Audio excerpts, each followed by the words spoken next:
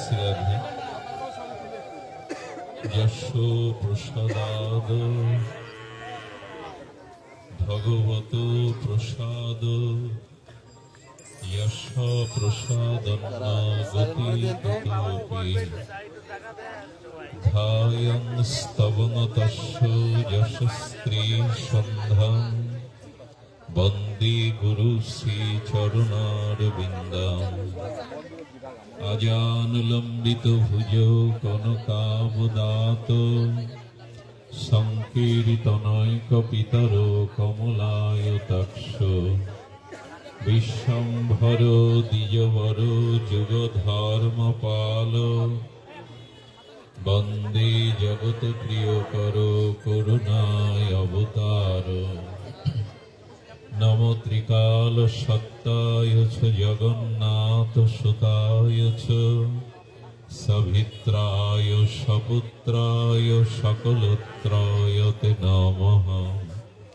বরহাপীড়াভিরামং মৃগমদতিলকং কুণ্ডলক্রান্তমগণ্ডং কংযক্ষং কুম্ভকণ্ঠং স্মিত শুভগমুখং স্বাধুরিণস্তবিনুম শ্যামং শান্তং ত্রিভঙ্গং রবিকরবসনং ভূষিতং বৈজয়ং বন্দে বৃন্দাবনস্থং যুবতী শতবৃতং ব্রহ্মগোপাল বিশ্বম তপ্ত কাঞ্চন গৌরাঙ্গী রাধে বৃন্দাবনেশ্বরী বৃষভানুসুতং দেবী স্ত্বং নমামি হরিপ্রিয়ে তুলসী কাননং যত্র যত্র পদ্মবনানি চ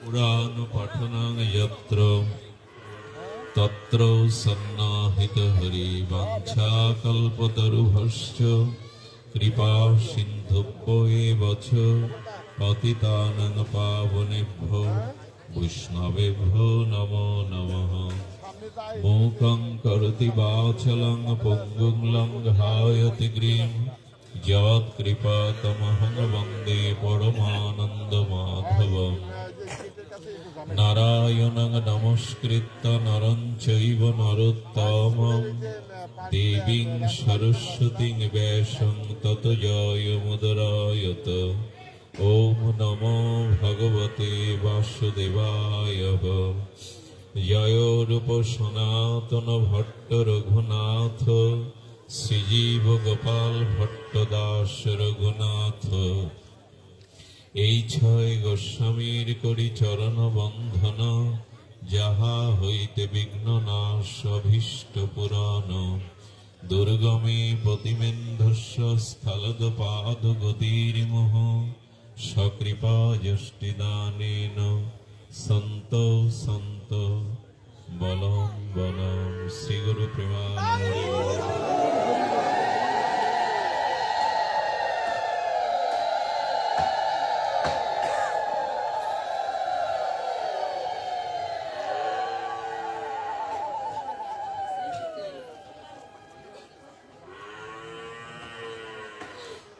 কলৈবাং মাসমোগম পার্থ নৈনত পর্যুর্যতে ক্ষুদ্র হৃদয়ং দুর্বলং ত্যক্ত তিষ্ঠ পরম তপ। কলিপাবন অবতার পরম প্রেমময় প্রেম পরদত্ত সীমা রাধা মাধব মিলিত তনু পরম করুণা বরুণালয় শ্রী শ্রী শচীনন্দন নদিয়া বিহারী গৌরহরি পরম পাবন পতিত উদ্ধারণ পতিত তারণ চিন্তামণি দাতা শিরোমণি পরম দয়াল পরম কারণিক শ্রীনিতাই চাঁদের মোহন কম্পায় শ্রী শ্রী গান্ধার্বিকা গিরিধারীর অপর করুণায় বঙ্গ বসুন্ধরার চমুর্দি গোপাল গৌর সেবাশ্রমে যে মহান মহতি ভক্তিযোগ্য ভাগবতীয় যজ্ঞ সুধা যজ্ঞ 64 মহন্তের গৌর গোবিন্দ বৈষ্ণব ভোগ আরাধনা তৎসহ এই মহামাঙ্গলিক ভাগবতীয় অমৃত যজ্ঞে, সুধা যজ্ঞে শুভারম্ভে প্রারম্ভে প্রথম দিবসীয় ভাগবত প্রবচনে সর্বপ্রথমেই শ্রীগুরুপাদ পদ্মে পরাধ্য করি দণ্ডবত প্রণতি জ্ঞাপন পূর্বক আজকের এই ঋতুনাম কুসুমাকার বসন্তের এহেন বঙ্গবসুন্ধরার শস্য শ্যামলা সোনার বাংলায় আমাদের সকলের প্রিয় যিনি, আমাদের সকলের বুকে যিনি আশার আলো জাগান, আমাদের না বলা অব্যক্ত ভাষা সিংহ গর্জনে যার মুখে প্রচারিত হয়, আমাদের সনাতনী হিন্দুরা যার বাণীতে, যার দীপ্ত প্রচারে, যার দীপ্ত পদচারণায়, যার শ্রী গুরু শক্তি, সাধন শক্তি, ত্যাগ ও ভক্তির মহিমায় আপামর সকলের হৃদয়ে যিনি আসন করে নিয়েছেন, আমাদের এই ভাগবত পথে একজন আলোর দিশারি হয়ে যিনি আলোকিত করছেন বঙ্গদেশকে, ওপার বাংলাকে, আমাদের সেই অভিন্ন হৃদয়েষু পরম শ্রদ্ধেয়, আমাদের সকলের উদ্দীপ্ত ভরসার স্থল শ্রী গোপীনাথ ব্রহ্মচারী বাবার রাতুল চরণে দণ্ডবত প্রণতি জ্ঞাপন করি। তারই হাতে গড়া, তারই শিলগুরু মহারাজের ইষ্টদেবের আশীর্বাদে এই ধূলিকণাতে যারা শুভ পদার্পণ করেছেন, অগণিত গৌড়ীয় বৈষ্ণব কুলতিলক, মহন্তজন, সাধুজন, ভক্তজন, সুধীজন, মান্যজন, শ্রদ্ধাশীলা দেবী মূর্তি কল্যাণীয়া মাতৃগণ, পাঠের শুভারম্ভে প্রারম্ভে বন্দনাপূর্বক সকল ভক্ত চরণে দণ্ডবত প্রণতি জ্ঞাপন করি। ভগবান বলছেন, ক্লৈবং মাসমগম পার্থ নৈনত পর্যুদ্যতে ক্ষুদ্র হৃদয়ং দুর্বলং তিক্ততিষ্ঠ পরম তপ। প্রথম অধ্যায়ে শ্রীমদ্ ভগবদ গীতাতে ভগবান একটি কথা উচ্চারণ করেননি। সম্মুখে তৃতীয় পাণ্ডব অর্জুনের কিং কর্তব্য বিমূঢ়তা, কার্পণ্য দোষ, তার কর্তব্যহীনতায় যখন অর্জুন বীর্যহীন হয়ে, সাহসহীন হয়ে, কর্তব্য বিমুখ হয়ে তিনি রথপরে ধনুর্বাণ পরিত্যাগ করে, তার ভিতরে এলো দৈন্য, তার ভিতরে এলো বিষাদ। এই বিষাদগ্রস্ত কর্তব্য বিমূঢ় আর সম্মুখে যিনি সাহস হারিয়ে ফেলেছেন, কর্তব্য হারিয়ে ফেলেছেন, যিনি পথের দিক নির্দেশনা অনুভব করতে পাচ্ছেন না, এহেন অর্জুনকে গোবিন্দ একটা চাবুকের বাড়ি মারলেন। গীতাকার, জগৎ স্রষ্টা, অখণ্ড অদ্য পরতত্ত্ব ভগবান যেন একটা চাবুকের বাড়ি মারলেন। ঘুমন্ত কোন মানুষকে জাগাতে হয় আঘাত করেই। আঘাত করলেন, ক্লৈবং মাসমগম পার্থ, তুমি আর্য সন্তান, তুমি সনাতনের এই সভ্যতায় জন্মেছ, আর্যবত্তায় জন্মেছ, তোমার ভিতরে এই ক্লীবতা কোথা থেকে এলো? ক্লৈবং মাসমগম পার্থ, তোমার ভিতরে অনার্য কিলিবতা, নিরুৎসাহিতা কোথা থেকে এলো? নৈনত পর্যুদ্যতে, কেন তোমার মধ্যে এই ক্লীবতা এলো? নিরুৎসাহিত হলে তুমি। ক্ষুদ্র হৃদয়ং দর্বল্যং ত্যক্ততিষ্ঠ, ভগবানের মহাদিব্যবাণী। ত্যাগ করো হৃদয়ের যে ক্ষুদ্র দুর্বলতা, তাকে ত্যাগ করো। ক্ষুদ্র হৃদয়ং দর্বল্যং ত্যক্ততিষ্ঠ পরম তপ, ওঠো, জাগো, হৃদয়ের দুর্বলতা ত্যাগ করো। পৃথিবীর সমস্ত পাপ, সমস্ত অন্যায় শুরু হয় দুর্বলতা থেকে। যে মানুষ দুর্বল, নিরুৎসাহিত, আশাশূন্য, সে জীবদ্দশায় মৃত। ভগবান বললেন, ক্ষুদ্র হৃদয়ের দুর্বলতা ত্যাগ করো। ক্ষুদ্র হৃদয়ের দুর্বলতা ত্যাগ করো। ঠিক আছে বাবা, থাক। এই দুর্বলতা ত্যাগ করার মন্ত্র দিয়ে ভগবান তার শ্রীমুখের মহাদিব্য বাণী ঘোষণা করলেন দ্বিতীয় অধ্যায়ের প্রথমে।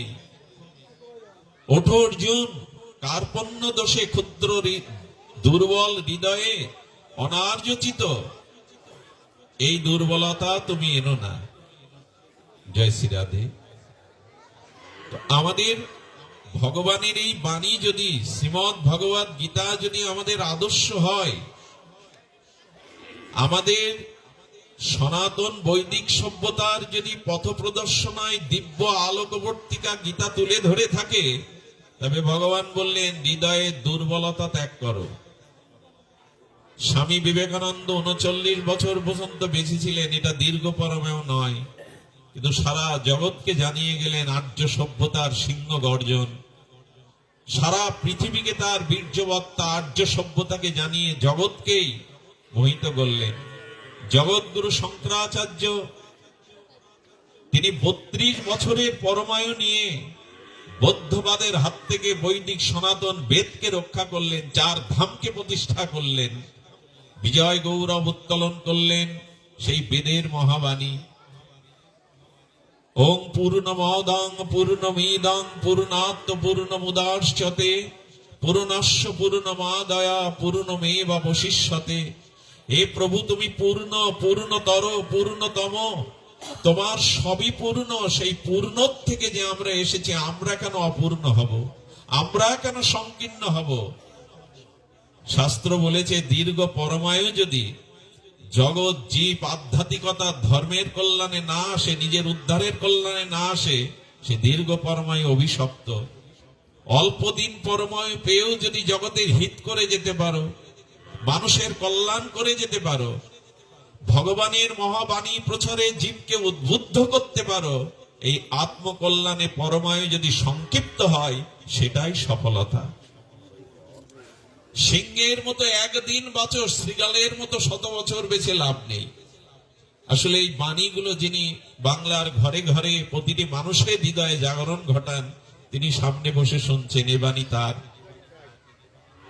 আমি যে কথাগুলো বলছি তারই কথা, আজকে তারই আশ্রমে, শ্রী আশ্রমে আমরা এসেছি, তার হৃদয়ের অনুভূতির কথাটি বলছি।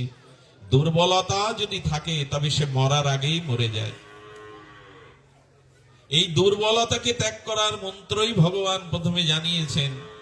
ক্লৈবং মাসমো গামপাত্য নৈনত পর্যুদ্যতে ক্ষুদ্র হৃদয়ং দুর্বলং তেক্ততিষ্ঠ পরন্তম। বাবাকে বসতে দিন। তো আজ আমাদের এই দুর্বলকে ত্যাগ করে ভগবানের দিকে চাইতে হবে, তার মা বাণীর দিকে। ভগবান প্রথমেই বলেছেন, যদি নিজের আত্মকল্যাণ করতে চাও, যদি নিজের জীবনে আদর্শকে প্রতিষ্ঠা করতে চাও,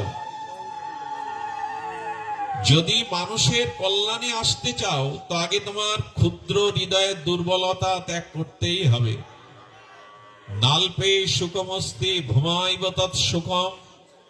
ভারতীয় আর্য ঋষিদের এই অমোঘ অনুভূতি সম্পন্ন বাণী, অল্পতে সুখ নাই। আচ্ছা, আমার বাবা যদি সংসারী হতেন, এখানে সংসারী গারস্থ অবলম্বন করে এরকম একটা বাড়ি করে আর সংসার গারস্থে থাকতেন, আজ এই জায়গাটা আশ্রম হতো না। এই জায়গাটা আপনাদের শুভ উপস্থিত, মঙ্গলময় উপস্থিতে হরি নামে হরি কথায় মুখরিত হয় তেমন করে উঠতো না। আজকে উনি ক্ষুদ্রতাকে ত্যাগ করেছেন, নিজের আত্মস্বার্থ, নিজের কেন্দ্রায়িত জীবন ত্যাগ করে বিস্তারে গেছেন। অল্পতে সুখ নাই। আমি বহু পূর্বে আপনাদের বলেছি, অল্পতে সুখ হতে পারে না। ঋষিরা বলছেন নাল্পে সুখমস্তি, অল্পতে সুখ নাই। ভূমাইব তৎ সুখম। সবকিছু বড় করে ভাবতে শেখো। হৃদয়টাকে ক্ষুদ্র না এনে আমার আমার না করে আমি বাঁচবো, আমি ভালো থাকবো, এই ক্ষুদ্রতা ত্যাগ করে সবার ভালো, সবার কল্যাণের জন্য হৃদয় বিস্তার করো। আরে রন্ধনশালার ধোঁয়া আটকে থাকলে ওটা ঝুলকালি হয়, বিভু অনন্ত আকাশে উড়ে গেলে মেঘ হয়ে বরিশন হয়ে ধরিত্রীকে শীতল করে, মৃত বৃক্ষকে উজ্জীবিত করে। বড় জায়গায় গেলে কালি ঝোলে হয় না, মেঘ হয়ে বৃষ্টি হয়। সমুদ্রের উত্তাল তরঙ্গায়িত তরঙ্গমালা ঢেউকে যদি মাটির ঘটে জলবদ্ধ করে রাখো, ওখানে তরঙ্গ থাকবে না, ওখানে ঢেউ থাকবে না। তেমনি যদি অল্পতে থাকো, আমার আমার করে বাঁচো, আমার আমার করে থাকো, আনন্দ পাবে না, তরঙ্গ থাকবে না। সমুদ্রের তীরে দেখুন উত্তাল তরঙ্গই তো উর্মিমালায় নয়ন মনকে আনন্দ দেয়। ওই ঢেউ থেকে মৃত্তিকার ঘটে এক ঘট জল তুলে নিন, তরঙ্গ থাকবে না, ঢেউ থাকবে না, কারণ অল্পের মধ্যে চলে এসেছে। স্বামী প্রণবানন্দ যোগাচার্য, এই আচার্য হিন্দু সংগঠক বলেছিলেন, যারা নিজের জন্য বাঁচতে আছে, যাদের কাছে সমাজ ধর্ম জাতির চিন্তায় যাদের মর্ম ব্যথা লাগে না, এরা কি মানুষ? এরা জগতে এলো আর গেল, তাতে জগতের কি ক্ষতি হয় যারা জগতের চিন্তা করেনি? উত্তিষ্ঠিত জাগ্রত প্রাপ্য বরান অনুনিবেধত, উপনিষদের এই ঋষির বাণী, ওঠো জাগো, নিজের লক্ষ্যে পৌঁছানো না পর্যন্ত থেমে থেকো না। এই বাণী আজ আমরা স্মরণ করি। শুধু আমি বাঁচবো, আমি ভালো থাকাটাই ভালো থাকা নয়। ছোট্ট একটা মাছকে ছোট জলের পাত্রে মিনকে ছেড়ে দিন, অক্সিজেনের অভাবে ছটফট করবে। ওকে পুষ্করণীতে দিয়ে দিন, শুকিয়ে যাবে চৈত্র বৈশাখে, ওর অস্তিত্ব সংকটে পড়বে। ওকে নদীতে দিয়ে দিন, নদী মরে গেলে, তরঙ্গ থেমে গেলে নদীর জলেও মাছ ছটফট করবে, কিন্তু প্রশান্ত মহাসাগরে, বঙ্গোপসাগরে মাছটি ছেড়ে দিন, জলের অভাবে আর কোনোদিনও ছটফট করবে না। বড়তেই শান্তি, হৃদয় বিস্তারই শান্তি, এটাই ভুলে গেছি। আমি আমার নিয়ে যারা ব্যস্ত, তারা জীবনে কিছু দিতে আসেনি, পেতেও আসেনি, কারণ দেওয়ার নামই পাওয়া। সুধীজন, যে কথাগুলি ওনার আমার মুখে, এগুলি যথার্থ রূপে প্রকাশ হতে পারে না। যার যেমন অনুভূতি শ্রী গুরুদেব দিয়েছেন, ভজন সাধন অনুভূতি, সে সেরূপ ব্যক্ত করে। সুধী মণ্ডলে, আমি শুধু বলতে এসেছি এইটুকুই, আসুন আমরা আপন সত্য চিন্তা পরিত্যাগ করে, আপনাদের মনে আছে সেই পঞ্চ পাণ্ডব তখন অজ্ঞাতবাসে এক গ্রামে প্রতিদিন এক অসুরকে, এক রাক্ষসকে এক একটা ঘরের এক একটা মানবকে দিয়ে আসতে হতো। যার পালা পড়েছে সেই বিধবা মায়ের একমাত্র অঞ্চলের ধন, তার সন্তানকে সেদিন রাক্ষসের হাতে তুলে দিতে হবে তার খাদ্য হিসাবে। কুন্তী মা এগিয়ে এলেন, তার চোখের জল দেখে বললেন, মা তোমার সন্তান যাবে না, আমার 5টি সন্তান, তোমার একটি, আজ আমার সন্তানই যাবে ওই রাক্ষসের কাছে। ভীমকে পাঠিয়েছিলেন, সেদিন নিজের সন্তানকে অঞ্জলি দিয়েছিলেন, তোমার একটি সন্তান, আমার 5 জন, আমার একজন যাক। এই কথা ভাবতে পারি আজকে আমরা? কুন্তীর মতো এই সাধ্যি রমণী, তিনি একটি সন্তানকেই দিয়ে দিলেন। আমাদের ক্ষুদিরাম বসু, তাকে যখন বলা হলো তুমি একটু মিথ্যার আশ্রয় নাও, যে বোমাটা তুমি নিক্ষেপ করনি, বললেন গীতা আমাকে মিথ্যা বলতে শেখায়নি। ফাঁসির আদেশের 7 দিন আগে জেলার তার রুমে গেলেন, যার 7 দিন বাদে মৃত্যু, তার মুখের ছবি, তার মুখের জ্যোতি, তার তেজোদীপ্ত ভাব দেখে বললেন এটা হতে পারে না, তোমার মৃত্যু চিন্তা নেই, সামনে তোমার ফাঁসিতে ঝুলানো হবে, কিন্তু তোমার দেহে কেন চেক নাই, তোমার দেহে কেন জ্যোতি প্রকাশ হচ্ছে, মৃত্যু ভয় ডর তোমার নাই? ক্ষুদিরাম বলেছিলেন, শ্রীমৎ ভগবত গীতা আমাকে শিখিয়েছে আমি মরি না, আমার মৃত্যু নেই, গীতায় মৃত্যু শব্দটা বলেনি। জয় শ্রী রাধে। দেহন্তার প্রাপ্তি বলেছেন, মৃত্যু শব্দ বলেনি। থাক বাবা, মৃত্যু শব্দ বলেনি। খোলস বদলানো, পোশাক বদলানো, গীতায় বারবার সে কথাই বলেছেন, অজর অমর চিন্ময় শাশ্বত সনাতন, তার মৃত্যু নেই, শুধু ঘর পরিবর্তন, পোশাক পরিবর্তন। বারবার তিনি বলেছেন যে গীতা আমাকে শিখিয়েছে আমার মৃত্যু নেই, আমি মৃত্যু ভয় করি না। ফাঁসির মঞ্চে যাওয়ার আগে কারো শেষ ইচ্ছা পূর্ণ করার জন্য সরকারের আইনের একটা বিধান আছে, তোমার শেষ ইচ্ছা কি? বলে জেলার আপনি পূর্ণ করতে পারবেন না আমার শেষ ইচ্ছা। বলে দেখো, সংবিধানে আছে ফাঁসির আসামির শেষ ইচ্ছা শুধু তার মৃত্যুদণ্ড মহকুব বাদে অন্য ইচ্ছা সরকার পূর্ণ করবে। বলেন যদি তা পারেন তবে আমাকে এই ইচ্ছা পূর্ণ করুন, ফাঁসির মঞ্চে কালো কাপড় আমার মাথায় থাকবে না, ফাঁসির রশিটা কোনো জল্লাদ নয়, আমি নিজেই ফাঁসির দড়িটা আমার গলায় আমি ঝুলাবো হাসি মুখে। এরকম প্রস্তাব পেয়ে জেলার অবাক হয়ে গেলেন, ব্রিটিশ সরকারকে জানালেন, বলেন আইনে আছে শেষ ইচ্ছা পূরণ করার, তার কাছে জানতে চাওয়া হয়েছিল এই জাতীয় ইচ্ছা তোমার কেন হলো, কি বললো জানেন? আহা, ক্ষুদিরাম বলতো, আমার মায়ের গর্ভ দিয়ে যে সন্তানগুলো আসতো তারা সব মৃত্যুবরণ করতো ভূমিষ্ঠ হওয়ার পরে। তাই আমাকে জন্মের পরে এই গ্রাম বাংলার নিয়ম অনুযায়ী 1 কেজি খুদের দ্বারা মাসির কাছে মা আমাকে বিক্রি করেছিল যদি বেঁচে থাকি। 1 কেজি খুদের বিনিময়ে মা মাসির কাছে আমাকে বিক্রি করে, এই জন্য আমার নাম রাখে মাসি ক্ষুদেরাম। ছোটবেলায় অভাবের মাসির সংসারে কয়েকটা বকুল ফুলের মালা বিক্রি করে যা পেতাম তাই চলতো। মাসির বাড়িতে গীতাটা খুলে খুলে দেখতাম আমি, ওই ছিল আমার একমাত্র সাধনা। তার থেকেই আমি জীবন উৎসর্গ করার মন্ত্র পেয়েছি, ভগবানের কর্তব্য কর্মের মন্ত্র পেয়েছি। মালাগুলি নিয়ে যেতে গিয়ে গ্রামের এক রাধা মাধবের মন্দির দেখতাম। রাধা মাধবকে বলতাম, তোমার এ দেশ পরাধীন, তোমার দেশের মানুষ দুর্ভিক্ষ অনাহারে ঢুকে মরছে, আমি এই মালা বিক্রি না করলে হাড়ি জ্বলবে না, মাসির মুখে অন্ন উঠবে না। তাই মালা পরাবার ইচ্ছা থাকলেও রাধা মাধব পরাতে পারলাম না। যদি কখনো সুদিন আসে তোমার কণ্ঠে ফুলের মালা পরাবো। ফাঁসির আসামির হয়ে সেই চিন্তা করছিল ক্ষুদিরাম, আমি তো মালা পরাতে পারলাম না, দেশমাতৃকার জন্য আমি জীবন উৎসর্গ করলাম। আর এই ইচ্ছা কেন ছিল জানেন? বলেন, মন্দিরে তুমি থাকো, এই দেহ মন্দিরেও তো তুমি আছো। ওই মন্দিরের থেকে দেহ মন্দির অনেক উন্নত। ইট কাঠ রাজমিস্ত্রির গড়া মন্দির, ওটা মিস্ত্রি দিয়ে করা হয়। আর এই দেহ মন্দির প্রভু তুমি গড়েছো। হে হৃদয় স্বামী অন্তর্যামী, তুমি তো আমার হৃদয়ে আছো। তাই দেশমাতৃকার জন্য ফাঁসির রশিটাকে মালা মনে করে আমার হৃদয়ে তোমাকেই শেষবারের মতো পরাবো আমি, এই আমার শেষ ইচ্ছা। একটা 18 বছরের ভারতীয় যুবক গীতার আদর্শে এই মন্ত্র নিলেন, আমার মৃত্যু নেই, আমি মরি না। ফাঁসির মঞ্চে হাসি মুখে নিজের দড়িটা নিজেই তুলে দিয়েছিলেন। আজ 18 বছরের যুবকদের এই প্রেরণা পান? কারা আসে ভাগবতে, কারা আসে যজ্ঞ অনুষ্ঠানে? যুবকরাই নাই। এক একটি গ্রামে যদি সনাতনী 20টা যুবক তারা ব্রহ্মচর্য সাহস বুকে নিয়ে আগলে থাকতো, প্রতিটি মাতৃজাতি, প্রতিটি মন্দির রক্ষা হতো। অত দিয়ে বারবার কেন হাত দিচ্ছ? জয় শ্রী রাধে। বোঝে না। শুধু ভক্তগণ শ্রবণ করুন, আজকে কালী মন্দির হচ্ছে, শিব মন্দির হচ্ছে, হরিচাঁদ ঠাকুরের মন্দির হচ্ছে, রাধা মাধবের মন্দির হচ্ছে, গৌরী মঠ হচ্ছে। স্বামীজি এই দুর্দশাগ্রস্ত যুবকদের দিকে তাকিয়ে অল্প বয়সেই তিনি বলেছিলেন তার শিক্ষক মাস্টার মশাইকে, স্যার, যুবকদের অধঃপতনে আমি প্রাণে বাঁচি না, আমার ঘুম হয় না। যুব শক্তি যদি না জাগিয়ে ধর্মকে কে রক্ষা করবে? তাই সিদ্ধান্ত নিয়েছি আমি সন্ন্যাস নেব। নিজে ত্যাগ না করলে অন্যকে ত্যাগের মন্ত্র আমি জাগাতে পারবো না। সেদিন বিনোদ সাধু তার স্কুল পড়ুয়া শিক্ষককে এই হৃদয়ের জ্বালা নিবেদন করেছিলেন, আমি ঘুম হয় না, আমি জ্বলছি।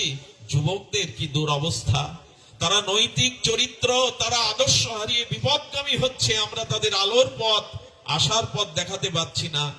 আপনি আশীর্বাদ করুন, গম্ভীরানাথের কাছে দীক্ষা নিয়ে এই বিনোদ সাধু স্বামী প্রভানন্দ নামে হিন্দু সংগঠনের জন্যই এমন করে ভেবেছিলেন। তিনি বলেছিলেন কালী মন্দির, শিব মন্দির, কৃষ্ণ মন্দির হোক, হরিচাঁদ ঠাকুরের মন্দির হোক, কিন্তু হিন্দু জাতির মধ্যে প্রত্যেকটা গ্রামে আরেকটি মন্দির হোক, যে মন্দিরের নাম হবে মিলন মন্দির। সেখানে অন্য কোনো বিগ্রহ থাকবে না, শুধু বৈদিক মন্ত্র, গীতার মন্ত্র থাকবে। কারণ বেদের মন্ত্র, শ্রী গীতার মহাবাণী কোন সম্প্রদায়কে বিভাজন করেনি, এটা সার্বভৌম বাণী।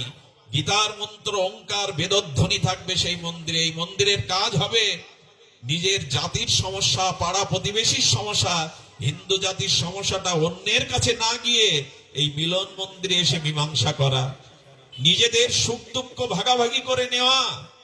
আজকে সব মন্দির আছে সনাতন হিন্দুদের, শুধু মিলন মন্দির নাই। শুধু মিলনের মন্দিরটা নাই, যে আমাদের সমস্যাগুলো আমরা এক জায়গায় বসে বিবেচনা করব।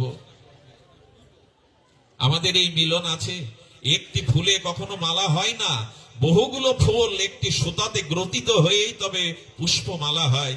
যেদিন আমরা এই মিলনের সুতায় হিন্দুরা একত্রিত হতে পারবো, সেই দিন আমাদের জীবনের অস্তিত্ব ফিরে আসবে বলে বলে তিনি থেমে গিয়েছিলেন। প্রণব মঠ প্রতিষ্ঠা করেছিলেন এই বঙ্গদেশে। তিনি জাগিয়েছিলেন তুমি আর্য সন্তান। মহামৃত্যু সম্পর্কে তার মহাবাণী দিয়েছিলেন, ভীরুতা কাপুরুষতা এটাই মহামৃত্যু, আত্মবিস্মৃতি মহামৃত্যু। মরার আগে সে মহামৃত্যু পড়েছে যে কে আমি যে জানে না। নৈনং সিদ্ধন্তে নৈনং দহতি পাবক ন ক্লেদান্ত শোষিত মারুত। এই বাণী কি মনে রেখেছে আমরা? উত্তিষ্ঠিত জাগ্রত প্রাপ্য পরানন, ওঠো জাগো, না মনে রাখেনি। সুধীবৃন্দ, এই বীর্যবত্তার আর্য সনাতন সভ্যতার ইতিহাস বড় ব্যাপক, বিস্মৃতি। কিন্তু আজ কোথায় আমরা? আজ আমরা কোথায়? আমি যদি সমাজের জাতির জন্য না ভাবলাম, শুধু নিজের পরিবার নিজের স্বার্থ নিয়েই কাটালাম, তবে এই জীবন সার্থক হতে পারে না। এই ক্ষুদ্র দুর্বলতার বেঁচে থাকার নামই মৃত্যুর নামান্তর। তাই বলেছিলেন, আসো যদি পারো। স্বামীজি একথাও বলেছিলেন, আমি ঈশ্বরে মুক্তি চাই না, আমি বৃষ্টি হয়ে সমুদ্রে মিশে যেতে চাই না, বৃষ্টির এক বিন্দু হয়ে কোন তপ্ত বালুর উপরে পড়তে চাই। কেন জানো? সান্ত্বনা এইটুকু যে একটা তপ্ত বালুকে আমি শীতলতা দিতে পেরেছি। মুক্তি পেয়ে কি করব আমি? সকলের মাঝেই সকলের কল্যাণে যদি জীবন উৎসর্গ করা যায়, এর নামই হলো মৃত্যু নয়, মহামৃত্যু। তখন জগৎ থেকে আপনার প্রস্থান হবে না, মহাপ্রস্থান হবে। সেই কাজটি ব্রতী করে তুলে নিয়েছিলেন আমাদের সবার প্রিয়, আমাদের সকলের হৃদয়ের সাহসী যে কণ্ঠ ছিল গোপীনাথ ব্রহ্মচারী বাবা। জানি না গুরু কি কৃপা করেছেন তাকে, কোন মহাদেব শুভদৃষ্টি পড়েছে। এইটুকু মানুষটা যে সাহস বুকে নিয়ে যে প্রেক্ষাপটে এই সনাতনের সামনে দাঁড়িয়েছে, এটা মনে করি গুরু গোবিন্দেরই কৃপা, ভাগবতেরই কৃপা। এই জন্য অনুরোধ করব, বিভেদ করা সহজ, দলাদলি করা সহজ, এগুলো যে কেউ পারে। সমালোচনা করা সহজ, কিন্তু বিচার করে মিলন ঘটানো, একত্রিত হওয়া, জাতি ধর্মের জন্য কিছু করা, এটা মুখে বলার কাজ না। এই জন্য জীবন যৌবন জীবনের সর্বস্ব অর্পণ করতে হয়। মানুষ তোমাকে দেখে কেন জাগবে? মানুষ কেন তোমার আদর্শ বুকে নিয়ে বেড়ে উঠবে? যদি তোমার ত্যাগ না থাকে, সংযম না থাকে, ব্রহ্মচর্য না থাকে, বীর্যবত্তা না থাকে।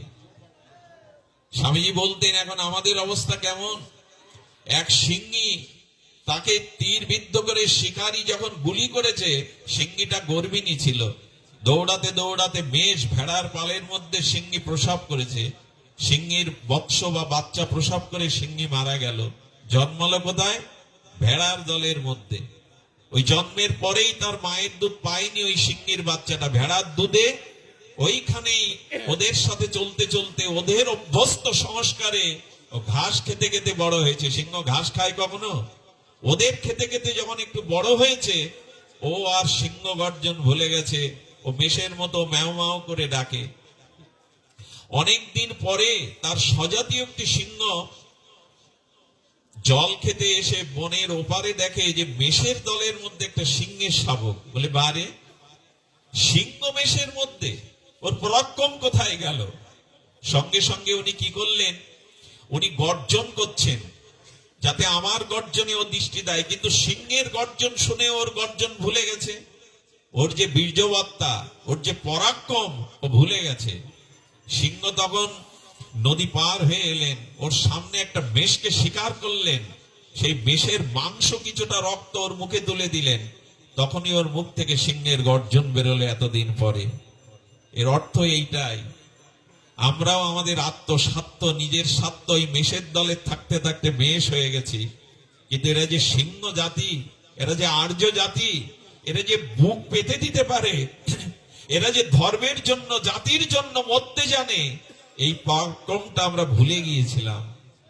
আমরা আত্মস্বার্থ, ক্ষুদ্রতা, দুর্বলতায় মেষের মধ্যেই বেড়ে উঠেছি, অথচ আমরা সিংহ সন্তান।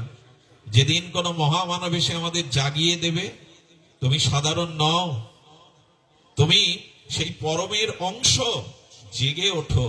এই মন্ত্র জাগাবার মানুষ ভগবানই পাঠাবেন, যুগে যুগে তিনি পাঠান। নিজে যখন আসতে পারেন না, তার কোন প্রতিনিধি পাঠান, সন্ত পাঠান, সাধু পাঠান, মহাপুরুষকে পাঠান এই জগৎকে জাগাবার জন্য। আমি জানি না, আমার পাঠের প্রসঙ্গ ছিল সামনে ভাগবত, কিন্তু আজ গীতার মন্ত্রই স্মরণে এলো। এটা হয়তো এই জাগার মহিমা, বাবা হৃদয়ের অনুভূতি। আপনাদের এইটুকু বলবো, আসুন আমরা এই মন্ত্রেই দীক্ষা নেই, এই মন্ত্রেই শিক্ষিত দীক্ষিত হয়ে উঠি, অপরের জন্য যেন বাঁচি, অপরের কল্যাণের জন্য যেন বাঁচি। তাতে আমাদের আত্মস্বার্থ ত্যাগ করতেই হবে, নিজের ক্ষুদ্রতা ভুলতেই হবে।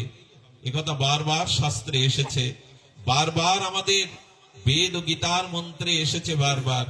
তবে হ্যাঁ, এইটুকু অনুরোধ করি, আগে শক্তি চাই। শক্তি না হলে আমার মতো এরকম মুখের বড় বড় মুখস্থ কথা দ্বারা সমাজ জাগানো যাবে না, জাতিকে জাগানো যাবে না। ভেতরে নিজের শক্তি চাই। এই জগৎ শক্তির কাছেই মাথা নত করে, এই জগৎ শক্তির কাছে নিজে অবনত হয়। শক্তি চাই। সেই শক্তি কি করে আসবে? গীতার মন্ত্রে ভগবান তাও বলেছেন, যে হি সংস্পর্শ যা ভোগা দুঃখ জনয় এবতে আদ্যন্তবন্ত কন্তেও নতেষু রমতি বোধা। গীতার এই মহাবাণীতে ভগবান বললেন, শক্তি অর্জন করতে গেলে যেহি সংস্পর্শ যা ভোগা, ভোগের থেকে দৃষ্টি ফিরিয়ে নাও। এই যে শব্দ স্পর্শ রূপরস গন্ধ, এই প্রপঞ্চময় ভোগের আসক্তিতেই যদি জীবন যৌবনটা জলাঞ্জলি দাও, ওই ভোগেই যদি সমর্পণ করে দাও, দুঃখ ছাড়া, পরাজয় ছাড়া, গ্লানি ছাড়া জীবনে তুমি কিছু পাবে না। শক্তির কথা মুখে বললে জাগরিত হয় না, মানুষকে জাগানো যায় না। নিজের ভেতরে শক্তি সঞ্চয়ের জন্য ভগবান বললেন, আগে লোভ, লাভ, পূজা, প্রতিষ্ঠা থেকে নিজেকে সংযত করো। এই জগতের ক্ষুদ্র সুখ, স্পর্শজনিত সুখ থেকে নিজেকে নিয়ন্ত্রণ করো। শুনলে অবাক হবেন, লোকনাথ বাবা হিমালয়ের পাদদেশে বরফ ঢাকা শুভ্র বরফের উপরে ত্রিশূল পুঁতে যখন জপ করছেন, সামনে একটা বাঘিনী ছিল। সেই বাঘিনী তার শাবক প্রসব করেছে, কিছু বাঘিনীর বাচ্চা হয়েছে। বাঘিনী তখন গো গো করে কাঁদছে, কেন জানেন? একে তো লোকনাথ বাবা তেজদীপ্ত শরীর, সামনে ত্রিশূল, মনে করছেন উনি শিকারী, আমার এই শাবকগুলো উনি মেরে ফেলবেন, শিকার করে নিয়ে যাবেন। বাঘটা যখন গো গো করছে, এই মহা যোগেশ্বর মহাযোগী লোকনাথ বাবা উঠলেন। চিন্তা করতে পারেন কতটা বুকে তার আধ্যাত্মিক চেতনা, সাধন শক্তি, আধ্যাত্মিক শক্তি থাকলে বাঘের দিকে উনি এগিয়ে যাচ্ছেন। ত্রিশূলটা রেখে দিয়ে বাঘের মাথায় হাত রাখলেন, তোর বাচ্চাগুলো আমার কাছে নিরাপদ, ভয় নেই, আমি ওদের ক্ষতি করব না। শুনলে অবাক হবেন, ওই বাচ্চাগুলিকে বাবার চরণে রেখে বাঘিনী শিকারে বেরোতো। এটাই হলো সাধন শক্তি, মুখের কথায় হবে না।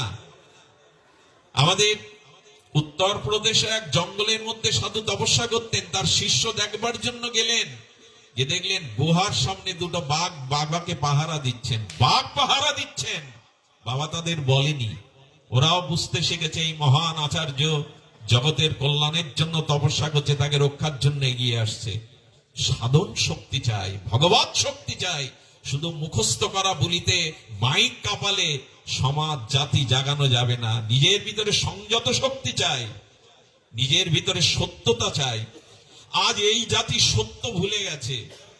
আমাদেরই ধর্মে, আমাদেরই আদর্শে সত্যের জয়গান ব্যাসদেব গেয়েছিলেন, কলিযুগের একমাত্র তপস্যা হলো সত্যই। যার ভিতরে সত্য নেই, তার সমস্ত তপস্যা বিফল, তার সমস্ত আরাধনাই বিফল। ভগবান সত্য, সুন্দরময়, সচ্চিদানন্দময়।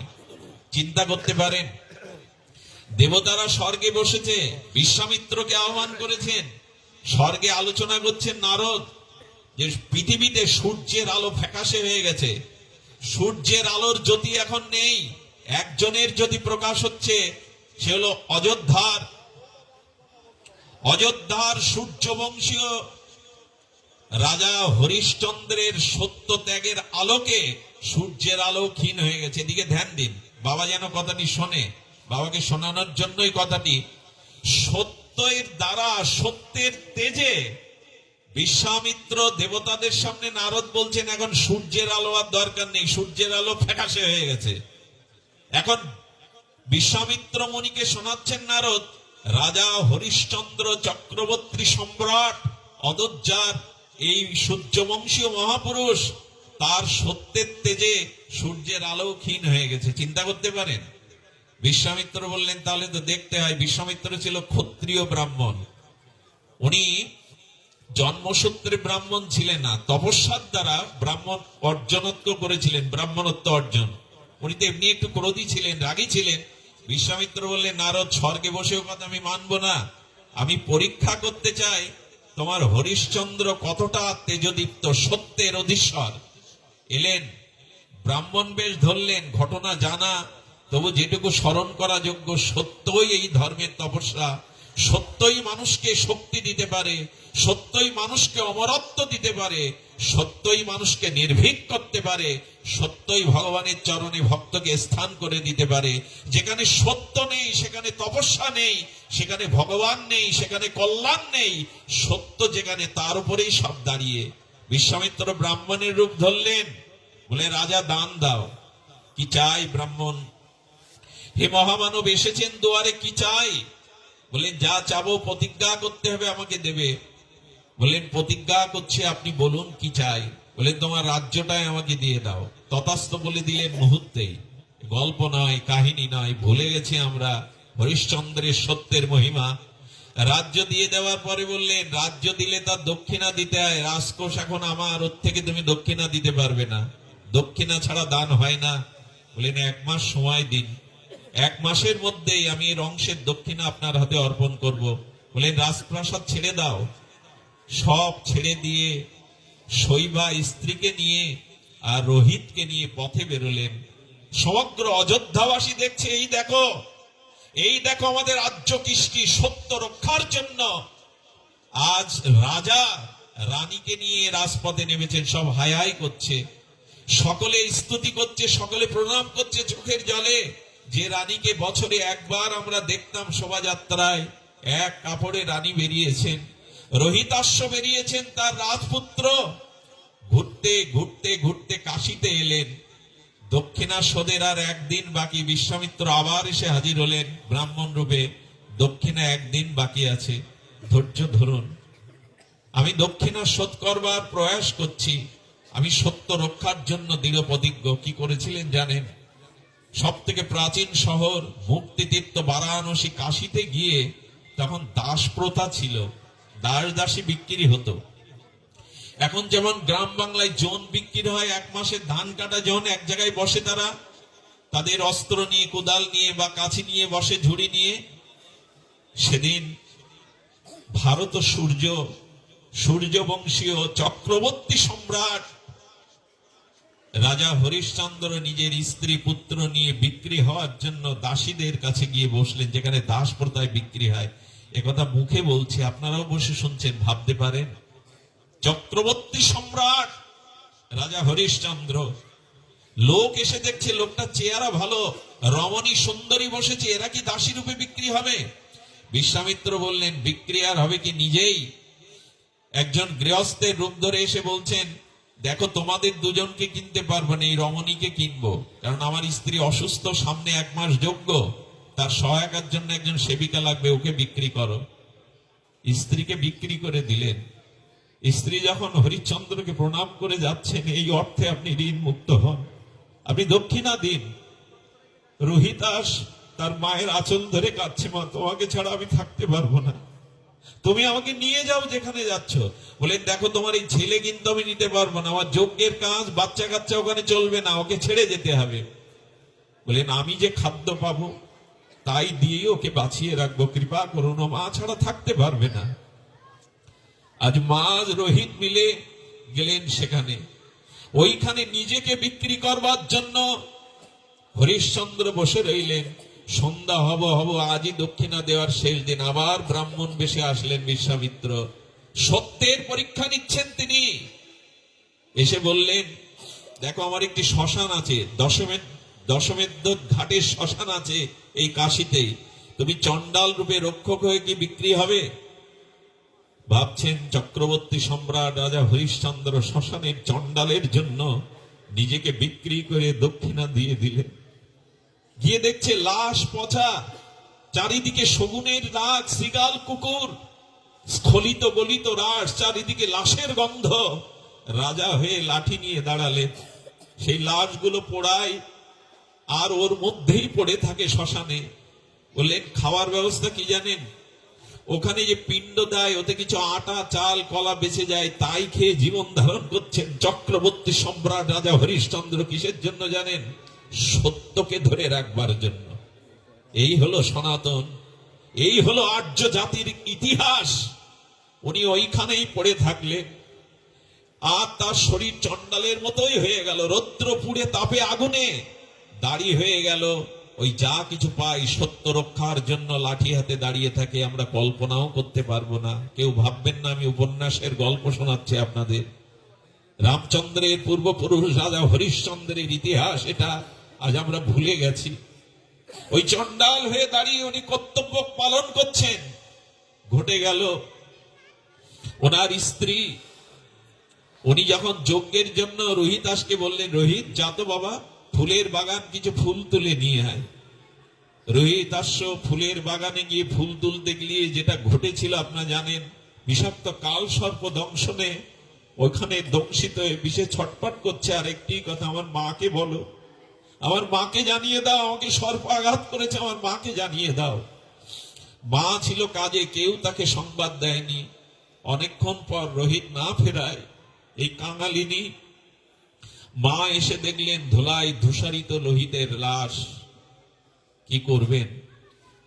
চিৎকার করে কাঁদছেন, ওরে তোকে নূতন কাপড় নিয়ে, নূতন বস্ত্র দিয়ে শ্মশানে নিয়ে যাওয়ার আমার সামর্থ্য নাই। কোন পরীক্ষা নিচ্ছ প্রভু? নিজের কাপড় আর্ধেক কেটে তাকে ঢেকে নিলেন, নিয়ে শ্মশানে নিয়ে গেছেন কাঁধে করে। সত্যের জন্য ত্যাগ স্বীকার করতে হয়। মানুষের কল্যাণ করতে গেলে, জাতি ধর্মের কল্যাণ করতে গেলে সত্য চাই, ত্যাগ চাই। নিয়ে গেলেন শ্মশানে, সন্ধ্যার আধারে ওইখানে নিয়ে গিয়ে কাঁদছেন। কে গো আছে ও শ্মশানদারি, আমার ছেলেকে দাহ করার ব্যবস্থা করো। যখন আধার আলোতে এসে হরিশ্চন্দ্র দাঁড়ালেন, এই মানুষটার কান্না দেখলেন। বলছেন কে? বলে আমার একমাত্র পুত্র চলে গেছে। বলে এখানে একটি নিয়ম আছে, কড়ি না দিলে তো আমি পড়াতে পারবো না, আমি আজ্ঞাবাহী কর্মচারী। কি করলেন জানেন? কড়ি নাই, আমি ভিক্ষাও যেতে পারবো না, এখন রাত হয়ে গেছে। কাপড়ের আর অর্ধেকটা ছিঁড়ে বললেন এই বস্ত্রটা দক্ষিণা রূপে আমার ছেলেকে দাহ করার ব্যবস্থা করুন। যখনই বিদ্যুৎ চমকালো, দেখছেন তার একমাত্র রোহিত পড়ে আছে মায়ের কোলে। রোহিত বাবা, তুই চলে গেলি, আর কত পরীক্ষা নিতে হবে, আর কত পরীক্ষা নেবে তুমি? নিজের ছেলেকে চিতায় তুলে আগুন দেওয়ার আগে নিজের স্ত্রীকে বলছেন শৈবাকে এসো এসো। আজ একই চিতাতেই তিনজন পুড়ে যায়, আর জগৎকে জানিয়ে যায় আমি সত্য রক্ষার জন্য সর্বস্ব ত্যাগ করতে পারি। এসো, আজ একই চিতাতে সত্যের জন্য আমরা এমনি করেই জ্বলবো। চিতায় আগুন যখন লাগাবে তখনই বিশ্বামিত্র স্বরূপে এলেন। বিশ্বামিত্রের মতো কঠিন এই ঋষির চোখেও জল ভরে গেছে। রাজা সূর্যবংশীয় হয়ে এত সত্যের তোমার দৃঢ়তা, মাথা নত করে বললেন আশীর্বাদ করছি, পৃথিবীর ইতিহাসে তোমার এই সত্য স্বর্ণাক্ষরে লিখিত হবে। আর্য সনাতন জাতি এই সত্য, এই ত্যাগ চিরদিন মনে রাখবে। আর যদি ভগবান আসেন তো তোমার বংশেই আসবে যাদের এত বড় সত্য, এত বড় ত্যাগ আছে। এই বংশে রঘুপতি রামচন্দ্র এসেছিলেন, এই বংশে রঘুপতি রাজীবলোচন রামচন্দ্রই এসেছিলেন। বিশ্বামিত্র বললেন বর নাও, বর নাও হরিশ্চন্দ্র, আজ আমি প্রসন্ন তোমার মতো সত্যবাদিতা, ত্যাগবাদিতা এই দৃষ্টান্ত দেখে বর নাও। কি বর চাইলো জানেন? হরিশ্চন্দ্র হাত জোড় করে বর চাইছেন, এই বর দিন, এত কঠোর পরীক্ষা জীবনে আর কাউকে আপনি নিবেন না, এই বর দিন। আর কাউকে এই জাতীয় কঠোর পরীক্ষা আপনি নেবেন না। আমরা কতটুকু সত্য ত্যাগ করেছি, কতটুকু সত্যকে জড়িয়ে ধরার জন্য নিজের সুখ জলাঞ্জলি দিয়েছি। যদি না দিতে পারি তবে আত্মকেন্দ্রিক জীবন যাপন করে লাভ নেই। পৃথিবীতে কত কোটি লোক এখন মারা যাচ্ছে, একটি শতকে একটি দশকে কত লোক জন্মাচ্ছে, মারা যাচ্ছে, পৃথিবীর কি এসে যায়? বৃক্ষের ফল যেমন বৃক্ষের জন্য নয়, অন্যের জন্য। মায়ের স্তনের দুগ্ধ যেমন মায়ের জন্য নয়, সন্তানের জন্য। নদীর জল যেমন নদীর তৃষ্ণা মিটায় না, অন্যের তৃষ্ণা মিটায়। গাভীর দুগ্ধ যেমন বৎসের জন্য, অন্যের জন্য, গাভীর জন্য না। তেমন আমাদের জীবনটা, ধন ঐশ্বর্য বলটা যদি ধর্মের জন্য, অন্যের জন্য না হয়, আমরা নিজেও কিছু পাবো না, জগৎকেও কিছু দিতে পারবো না। তাই আসুন আমাদের এই ত্যাগ এবং সত্যের মন্ত্রই আমরা দাঁড়াই। আর এই দাঁড়ানোর জন্য সম্মুখে যাদের দরকার তাদের পাবেন। এই সনাতন ধর্ম কখন আদর্শ ত্যাগীর অভাব হয়নি। একটা জিনিস রাখবেন, সনাতন কোনো কাচের গ্লাস নয়। গোবিন্দ নিজেই বলেছেন স্বয়ং সনাতনের রক্ষক আমি। চিন্তা করতে পারেন, ভগবান বললেন এই ধর্মের রক্ষক আমি। স্বয়ং ভগবান বললেন আমি বারবার আসবো, যতবার প্রয়োজন হবে ততবার আসবো, সাধু রূপে, সন্ত রূপে, মহৎ রূপে, ত্যাগী রূপে আমি আসবো। ভয় পেও না, অমাবস্যা কেটে গিয়ে আবার পূর্ণিমা আসবে। ভাটাকে শুধু দেখো না, জোয়ার আবার আসবে। একথা মনীষীরাই বলে গেছেন। অমানিসার অন্ধকারে ভয় পেও না, আড়ালে তার সূর্য হাসছে। আমাদের মধ্যে এই বল, এই ভরসা থাকুক। আমাদের সেই জয়গানে আমরা জেগে উঠি, যেন আত্মবিস্মৃতির কবলিত আমরা না হই, আত্মকেন্দ্রিক জীবন যাপন যেন না করি। চৈতন্য মহাপ্রভু বিষ্ণুপ্রিয়াকে ছেড়ে, তার নবদ্বীপের শ্রেষ্ঠ অদ্বিতীয় পাণ্ডিত্য ছেড়ে, সতী মাকে ছেড়ে 24 বছর বয়সে ত্যাগ বৈরাগ্যের কেন মন্ত্র নিলেন? জাতি, ধর্ম, মানুষকে উৎসের পথ দেখানোর জন্য। নিত্যানন্দ প্রভু 20টা বছর ধরে ভারতের আনাচে কানাচে পদব্রজে হেঁটে দেখেছেন এই জাতির দুর্দশা। তীর্থ পরিভ্রমণ করেছেন 1-2 বছর নয়, 20টা বছর। এই জন্য মহাপ্রভুর থেকে নিত্যানন্দের ভূমিকা ছিল আরো বৃহৎ। মহাপ্রভু নবদ্বীপের 24 বছর, সন্ন্যাসের 24 বছর, 18 বছর দীর্ঘ, শেষ 12 বছর তিনি গাম্ভীরা থেকে বেরোননি। কে জীবের দ্বারে দ্বারে গিয়ে নাম, প্রেম, ব্রত প্রচার করলেন? নিত্যানন্দ প্রভু। উনি পদব্রজে 20টা বছর ধরে মানুষের দুঃখ কষ্ট দেখেছিলেন, জাতির কি দুর্দশা। এই জন্য তিনি পরমানন্দ হয়েছিলেন, অক্রোধ হয়েছিলেন, দায়িত্ব তুলে নিয়েছিলেন নিজের কাঁধে। জনজীবনের দ্বারে দ্বারে গিয়েছেন এই সংকর্ষণ অংশী আমাদের অবধূত নিত্যানন্দ। এ কি আমরা ভুলে যাব? বারবার আসবেন তিনি, বারবার পাঠাবেন তার প্রতিনিধি। এই জন্য আসুন, কিছু না পারি, পাড়া প্রতিবেশীর মানুষটাকে অশান্তির কারণ না হয়ে তাকে একটু শান্তি দেই। ঘর থেকে শুরু করুন। পিতা মাতাকে, আমাদের সর্বজন মান্য মহাযোগী লোকনাথ বাবা বললেন, ওরে পিতাকে যে বইতে পারল না, সে পরম পিতা কি করে বইবে? ক্ষুদ্রকে যে ভালোবাসতে পারে না, সে বৃহৎকে কি করে ভালোবাসবে? অল্প যে নিতে পারলো না, সে বেশি নেবে কি করে? এই জন্য ঘর থেকেই শুরু করেন নিজের ত্যাগ বৈরাগ্য, পিতা মাতা, পাড়া প্রতিবেশীকে ভালোবাসতে শিখুন।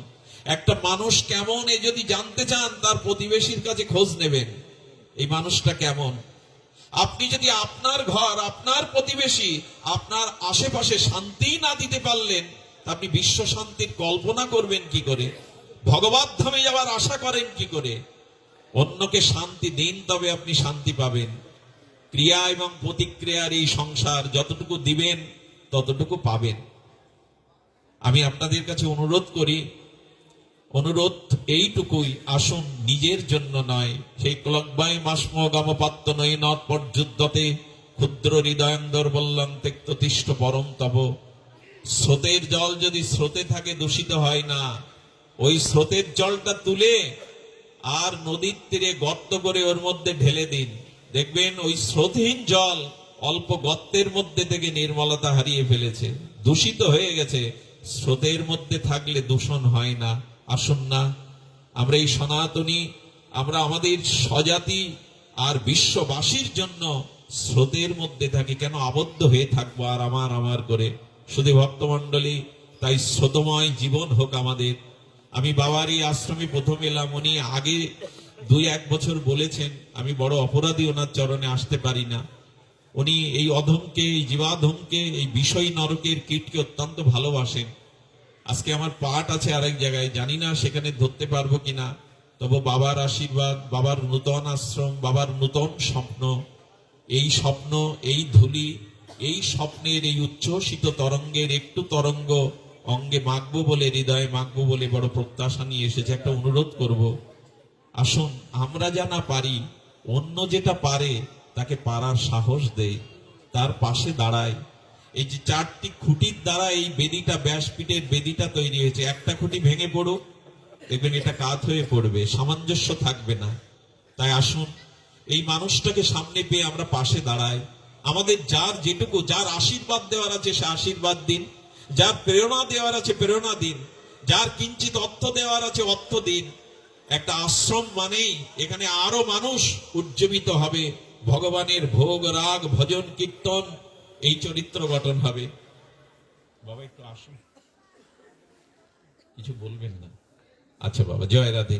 তো আসুন আমরা এই আশ্রমের কল্যাণকামী উত্তর উত্তর শ্রীবৃদ্ধি কামনা করে এই ভাঙা, ফরিদপুর, মকসেদপুর এই অঞ্চলের সমস্ত ট্যাকেরহাট যা আশেপাশে আছে সবার শুভাগমকে স্বাগত জানাই। এই অনুষ্ঠানের সাফল্য কামনা করি এবং আপনাদের মঙ্গল কামনা করে সর্বাঙ্গীন এই জীবাধমের জন্য আপনাদের চরণ ধুলি প্রার্থনা করে আজকে এইটুকুই একটা দক্ষিণা চাইবো আপনাদের কাছে। প্রায় আমি এখন একটু দক্ষিণা চাইছি না, আমি হাত পেতে অর্থের দক্ষিণা চাইবো না, আপনাদের কাছে চাইছি কাল থেকে 1 মালা করে হরিনাম জপ করুন, কাল থেকে 1 বার করে পিতামাতার চরণে প্রণাম করুন, কালকের থেকে অন্তত 1 বার পিতামাতার চরণে প্রণাম করুন। এই হলো ভাগবতের দক্ষিণা। আর সাধুগুরু বৈষ্ণব সঙ্গে হরি কথাতেই জীবন অতিবাহিত করুন। এই প্রার্থনা করে আপনাদের সর্বাঙ্গীন মঙ্গল কামনা করে আমার 2টি কথা আমি এখানেই বিশ্রাম রাখছি।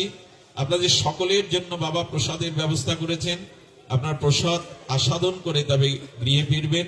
জয় হোক আজকের অনুষ্ঠানের, জয় হোক সমাগত গৌর ভক্ত।